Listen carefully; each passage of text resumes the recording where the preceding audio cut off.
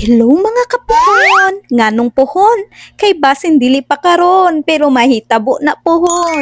Sama ng pohon, mga pangandoy na gusto natong ma-achieve ug mga gusto nga mahatag nato sa atong pamilya. Basin dili pa karon pero pohon, pinaagi sa paningkamot ug paglaom. Anyways, manlaag day mi ani mga kapuhon, nagkataw ko sa akong pamilya kay nagdala man mig balunan. Nagbalon mi mga kapuhon kay sayang man pud among kanon nagiluto.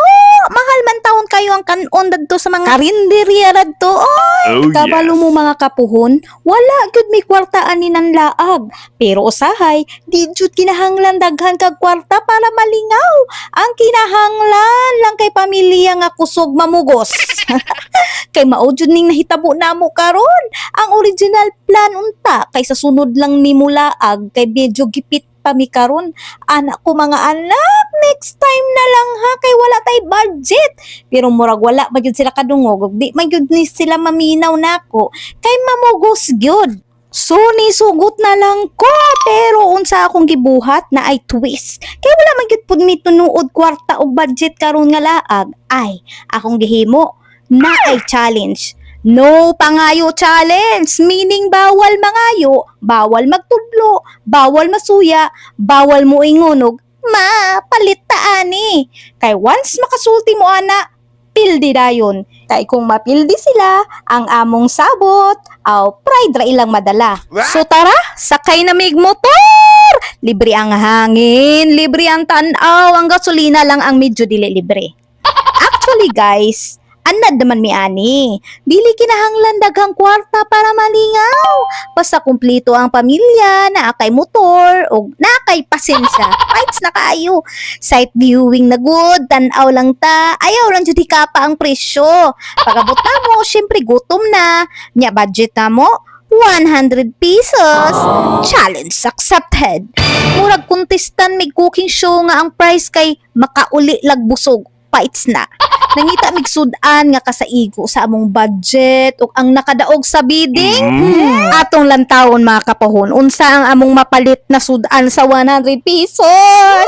Agoy, burag nagsugod na nga akong mga anak og kalipay-lipay. Burag nagsugod nagkalimot sa ilahang challenge. Naa na mi no, naabot na mi sa park. Lakaw-lakaw, tanaw-tanaw, picture-picture, feeling rich kids nga walay budget ay ak mga anak. Unya syempre, gutomon man taani. Pitaka check ko sa akong bulsa. Sa ako ang pitaka.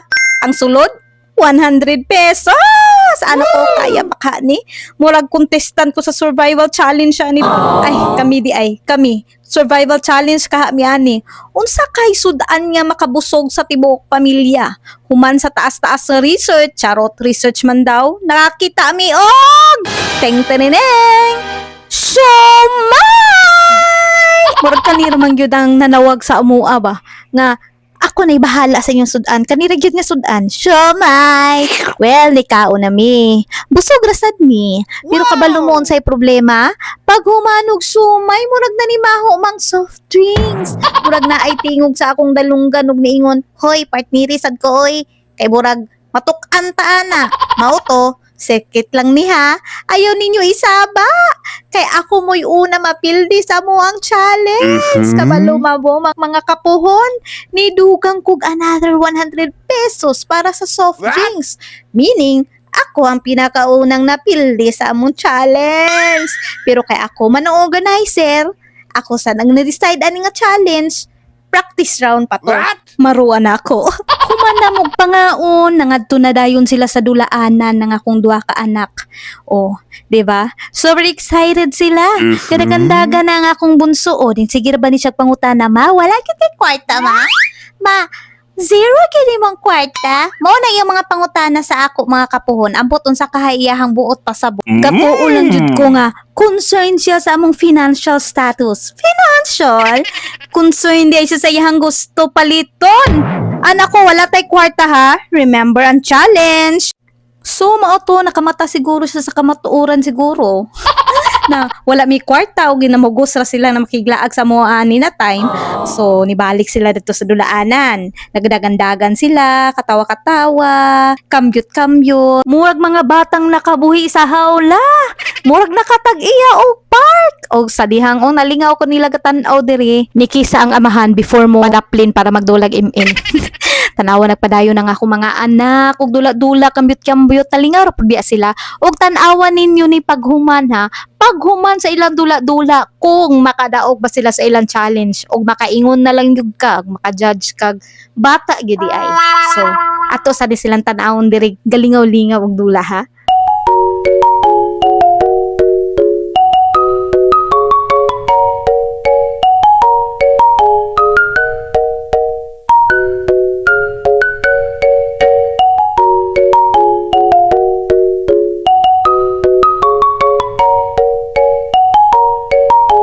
Oops, dirita. Ni duol niya ang akong bunso dira sa daplin nga nanlingkod mi sa ihang amahan. Ni kalit ra niya siya duol og ni hangyo og niingon, "Ma, sige na ma. Ma, sige na ma. Ato ko atong slides ma." Anak ko, ayaw hilak. Ayaw hilak. Nanihilak na siya. Anak ko, oh, pildi ang bibi na.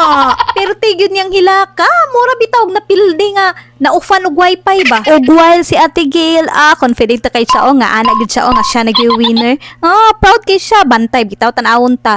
Og kani si bunso, sige gyud siya ingon di po daw pwede nga siya ray pildi. Apil po daw yang ate pildi kay gasigi daw tutok-tutok atong mga batang na ay gator shoes. Mo nay pangarap sa ako ang anak na si Gail. Uto gahilak si Lebron, ma dapat si Ate Gail pud pildi kay nasuya siya o tudlo-tudlo siya ato o. Uto ka ko, oy Mary Gail, pildi ka. Gipildi na lang nako siya kay dapat patas man. Pildi man ang bunso, dapat pildi po daw ang ate. Hay, Diyos ko. Mga bata gyud no, di gyud kaagwanta. Di gyud kaagwanta nga dili mamili ug dili masuya. Pero wala kaagwanta ang mama oy. Ipadula na lang taon sila atong slide. Upload nako. Puhon.